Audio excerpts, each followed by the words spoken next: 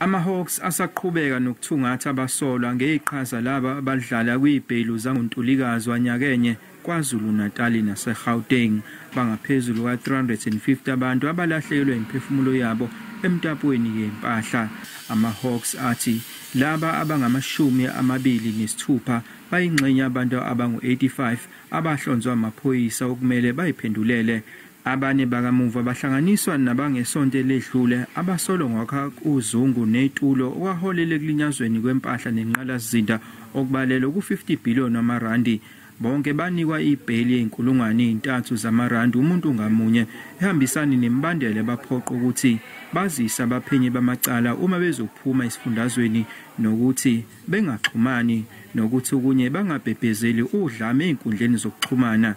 They have appeared on charges of conspiracy to commit public violence as well as incitement to commit public violence and incitement to commit arson. Just like the previous accused, their matter was remanded to the 26th of August for further investigations. Bail was set at 3,000 Rand, also with the same bail conditions that should they wish to relocate or leave the province of KZN, they should advise the IO. Kulindele ukuba abamangalelo babuyele enkantolo kaMantshi eThekwini mhla ka-26 kwephezulu. Ama-Hawks athi baningi okubheke ukuthi ababophe. Ey'ndabeni ze-SABC nginguvusi Khumalo eThekwini.